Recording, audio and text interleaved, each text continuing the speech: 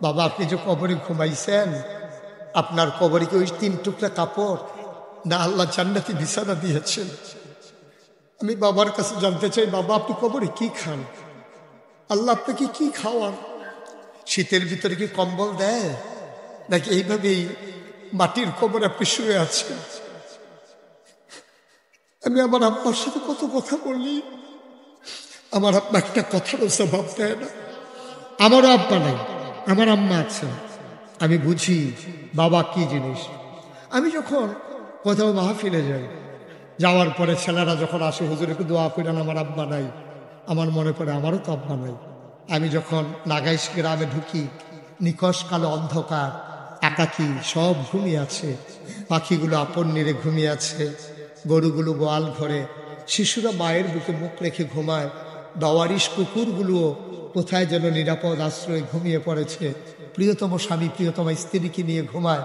আমি আকাশের দিকে তাকিয়ে বলি, মাওলা তুমি তো ঘুমাও না, আর আমি এখনো ঘুমাইনি। আমি আস্তে আস্তে করে আলতো পায়ে বাবার কবরের কিনারে যাই। বাবার কবরের কিনারে বসে গুনগুন করে কথা বলি, বাবা বাবা ও বাবা, তুমি কি চিনছো আমারে? আমি মুশতাক ফয়েজ।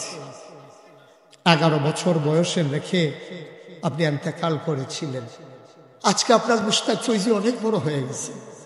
কত মানুষ সালাম দিয়ে রাস্তার কিনারে দাঁড়িয়ে যায়, আপনার এই মুশতাক ফয়েজি এখন অনেকে চিনে। বাবা বাবা আপনি যে কবরে ঘুমাইছেন, আপনার কবরে কি ওই 3 টুকরা কাপড় না আল্লাহ জান্নাতি বিছানা দিয়েছেন?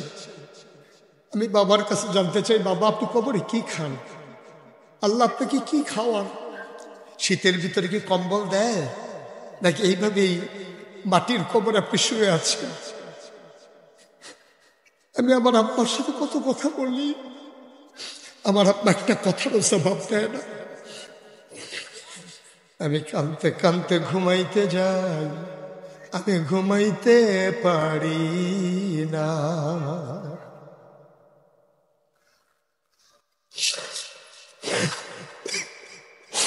এই প্যান্ডেলটার ভিতরে তোমরা যারা আছো, আমি জানি না কার আব্বা নাই, আমি জানি না কার আম্মা নাই, সবাই মিলে মায়ের জন্য বাবার জন্য দোয়া করব।